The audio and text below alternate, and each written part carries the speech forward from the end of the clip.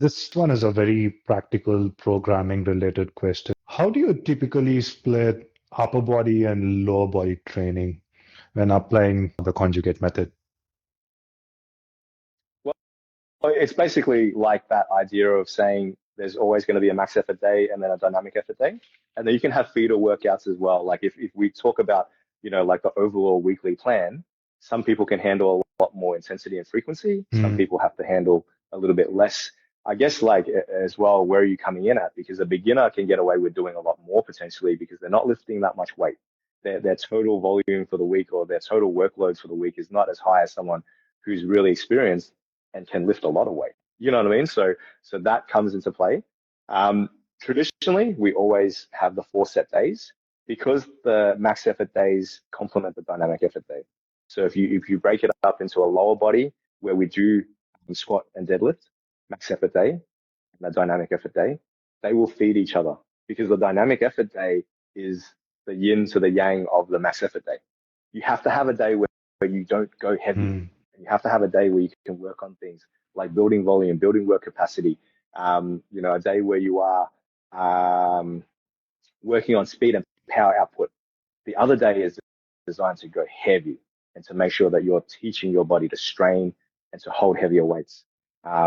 And again, it is manipulation of exercise selection, but both days should complement each other. And that's what I say to people is that, like conjugate training works because you have the different components being trained during the week.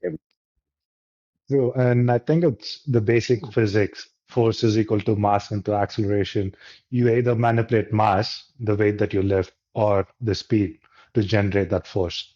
But at the end of the day, I'll, I'll put something in here with that because I have seen this mistake made. And if we talk about mistakes people make with conjugate training, is that sometimes people place too much emphasis on the speed mhm, day and not enough emphasis on the max effort day.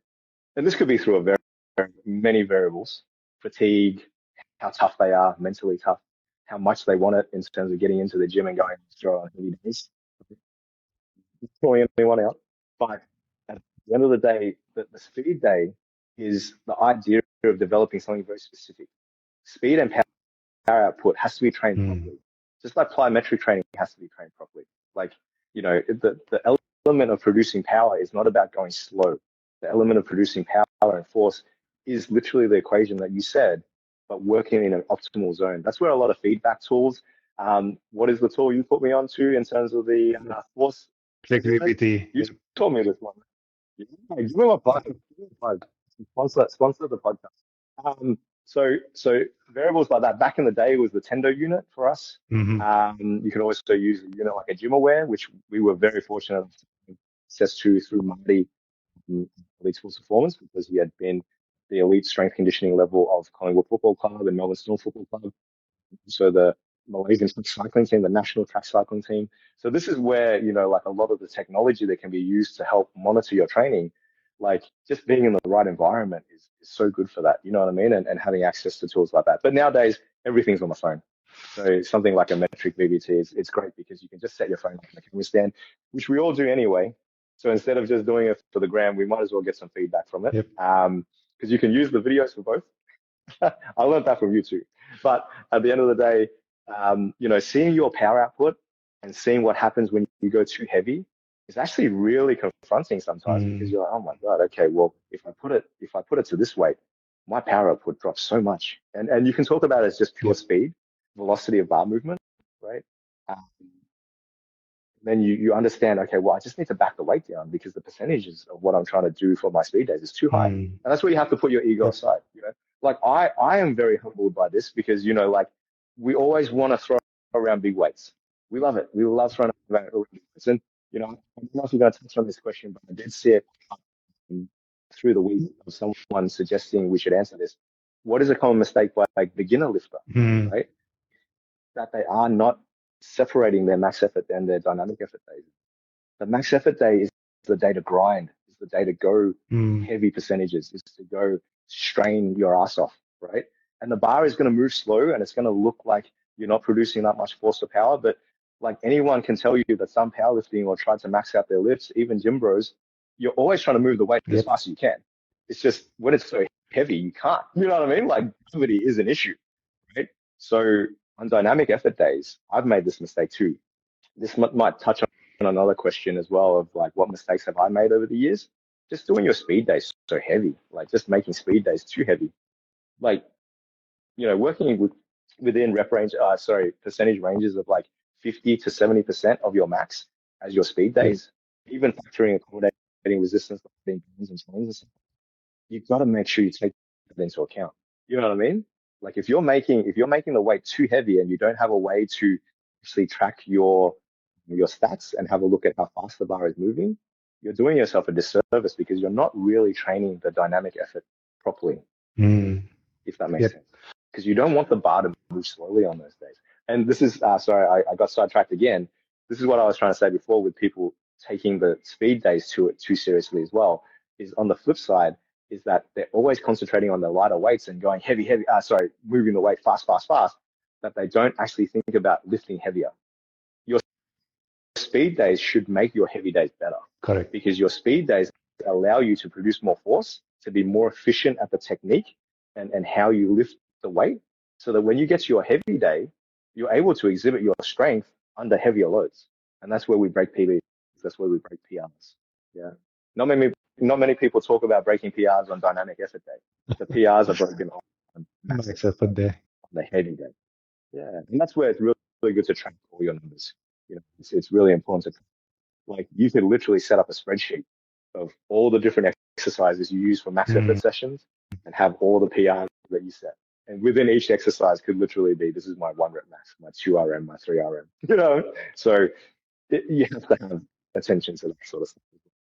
Is there a rule of thumb in terms of speed day? You did show me a chart long back where you said Yeah. on speed day what you're targeting is zero point 0.7 meters per second. So below 0.7 long Exactly. back, still where you said Yeah. as a on speed day what you're targeting is zero point 0.7 meters per second. Want to sit, rethink about the weight selection and then go back to see if you can actually produce that speed. This can be very situation dependent on what your goal is for the session. Hmm. So if your goal is pure, force development and rate of bar speed, rate of acceleration, and so on, you do need to look at that number. What I would utilize the tools like VBT and the gym aware stuff for is just monitoring the speed and how it changes, especially under different loads. Because sometimes it's more about just making sure that you're not overshooting Hmm. or you're undershooting. Because if you go too light, the bar speed can be really slow as well. You know what I mean? That sounds weird, but or your power output, sorry, more of about how much power you're putting into the bar. Yeah. So say for example, if I'm talking about like going, whether it's 30% of my max versus 80% of my max, you sort of want to sit in the middle there somewhere where your optimum power output sits. And stuff like gym aware is great because it gives you the feedback on power output Hmm. rather than just Speed. rather than just the speed of the bar. Yeah, I think the VBT stuff, the metric stuff. Sorry, you can look at different stats through the paid version metric. Yeah, this I've not implemented on that stuff of it. I'll give them the plug, unfortunately. But like another thing with speed days that's really cool is that you can use that feedback as a form of fatigue management of seeing where you're at in terms of your fatigue. Because if you can move, let's say you're doing speed work with 100 kilograms of bar weight on a bench press, right? Let's say that is your 200 kilogram bench presser. You're working with 50%. You're using 100 kilograms for your speed day, right? If you track your speed day from week to week and your velocity changes from week to week, especially if it's on a downward curve, well, one of the main reasons for that is fatigue. Fatigue. You're Yep. accumulating fatigue through your training block. So something has to change there to manage that fatigue. And I've seen this used best. Marty taught me this. I've seen this used best for athletes that train this style or that use that feedback, right? At the elite levels, we can use for sport, varying athletes across all different sports, we can use those numbers as a way of monitoring their fatigue in with some other tests and some other things that you do.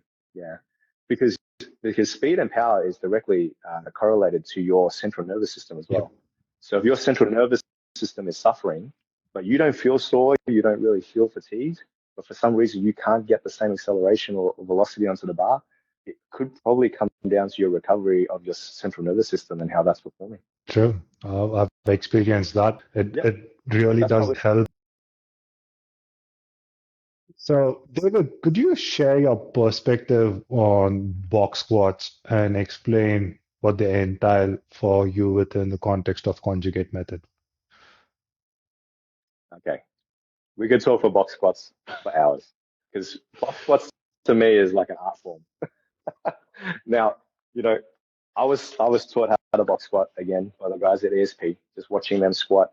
Um, emulating. I'm a big one. So the way I learn is to copy. I'm a copycat. I grew up playing all through high school. I played basketball. I loved watching highlight clips, as we all do, of the people that do it the Mm, best. So you're watching. For me back in the day, I don't know if you know who this is or reference, but Allen Iverson. He was a great ball handler, a great dribbler. He had this killer crossover, you know. So you're watching these guys and you're like, I want to emulate that. I want to be able to do that move exactly how he does it.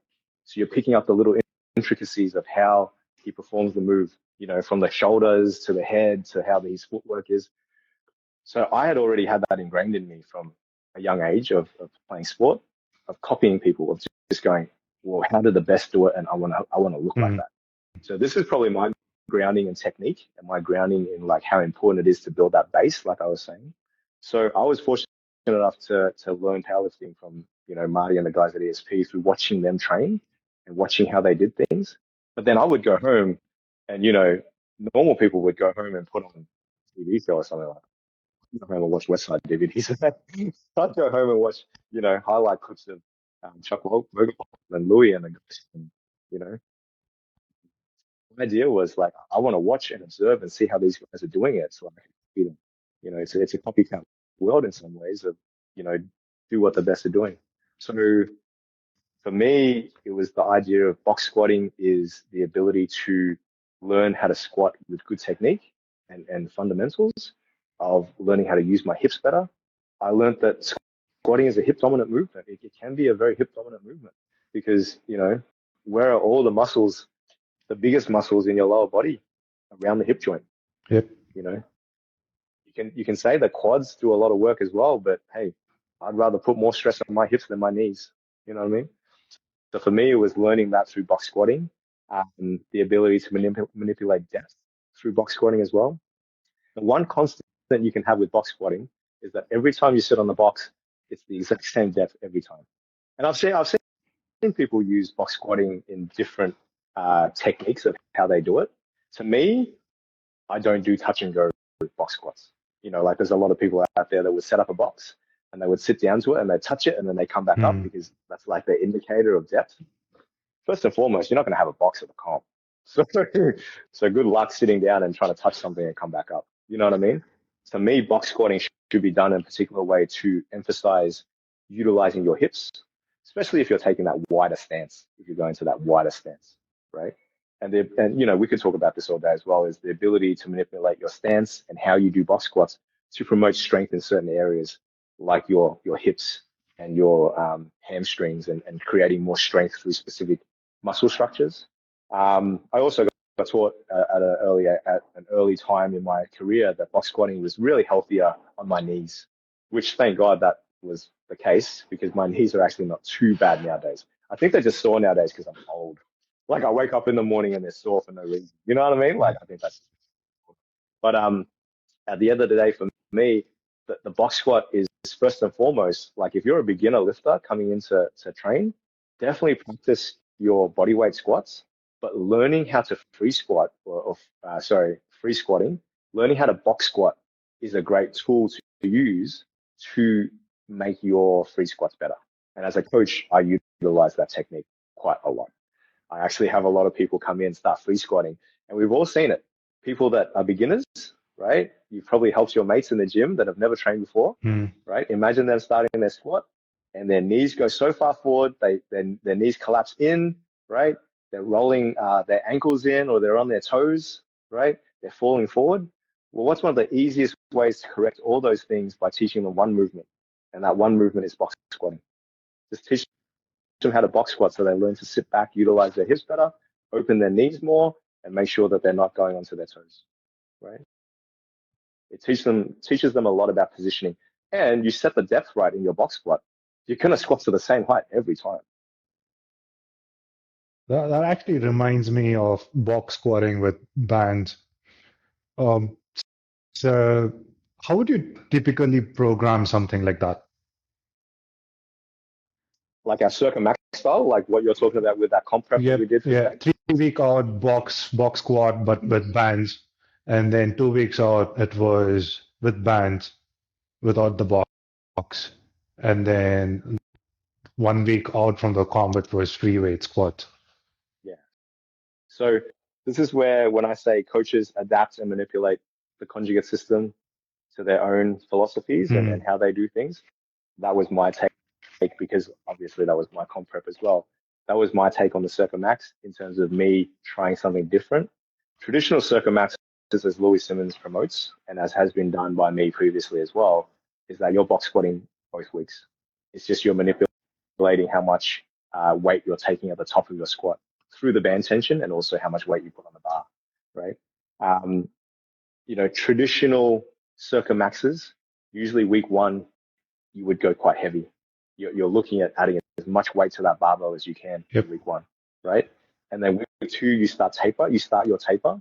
You still have bands on the bar, but then you start your taper block into the comp because, like you're not wanting to put more stress on your central nervous Hmm. system. So usually you take like 80% of what you did the week before, but you're still getting the benefits of having that band tension of that, like continual downward force pulling on you, right? One of the things I love most about the Circa Max and just squatting with heavy bands on the bar in general is that when I pick the weight up, it feels so goddamn heavy on my back. So if I can pick the weight up and tolerate that type of tension, that type of force pushing down, I know when I get to comp and I unload the weight that I need to squat, whether it's first, second, third attempt, it doesn't feel so bad. You know what I mean? Because the bands are just so brutal, you know? So if you're talking about super maximal, like let's say you put enough band tension on there and you're unracking the weight at the top because the way that the circummaxes and the bands coming from the bottom up works is that it's heavier at the top. Yep. So the bands are deloading. Okay. So that's where the accommodating resistance comes from. So if you're unracking at the top, something that's like 105 or more percent of what you're actually trying to lift, when you get back to your normal 100% weights, it doesn't feel so bad. And there's not constant pressure pushing down on you. You know what I mean? Like the feeling of like your head wants to explode underneath that sort of weight.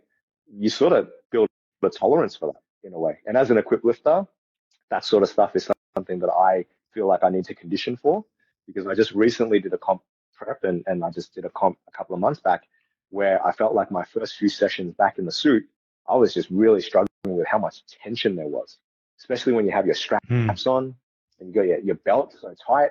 You're sitting down into your squat with all that weight on you and you just feel like there's so much pressure. You know what I mean?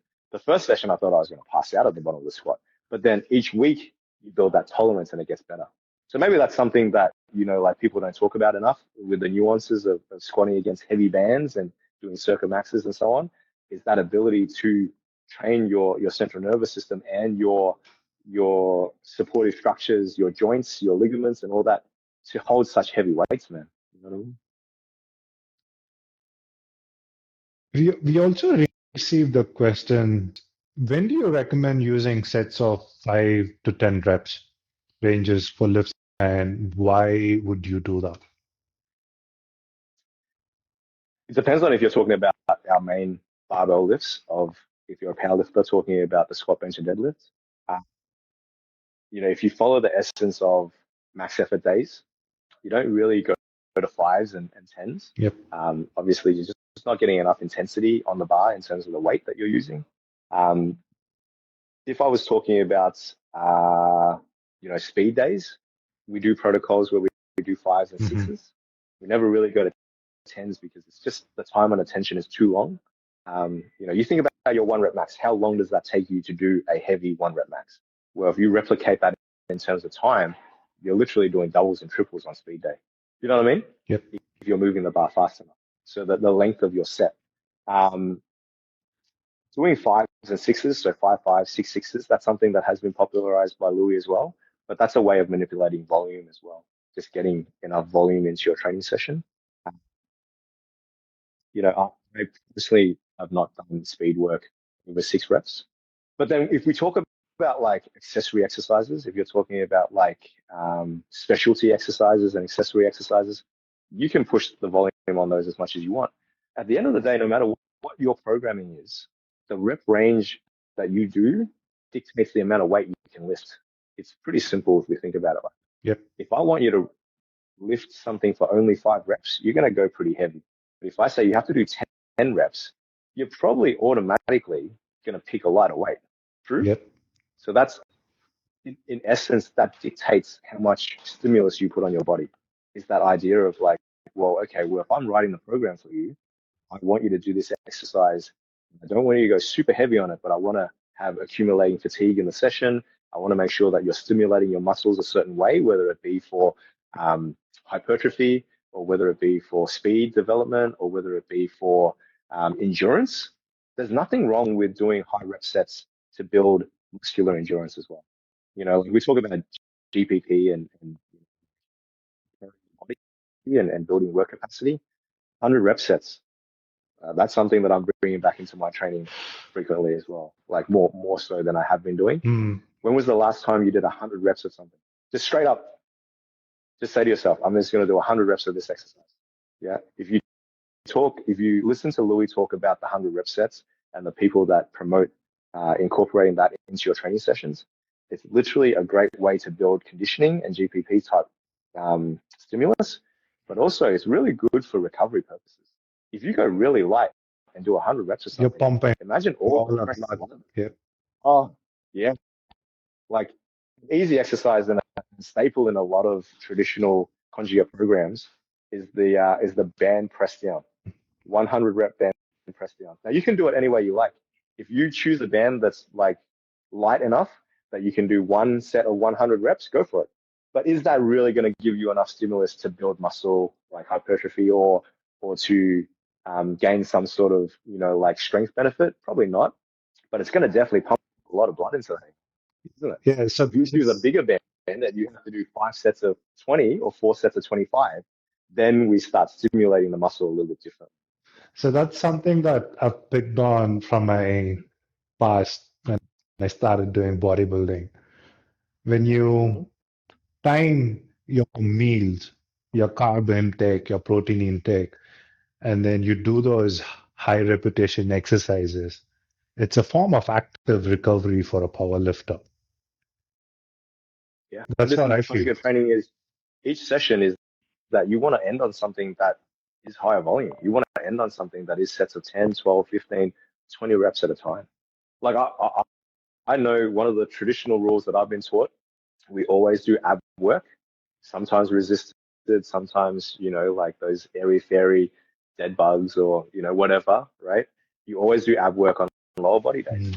Or else when are you going to train your abs? You can do them in other sessions that you put into your weekly plan.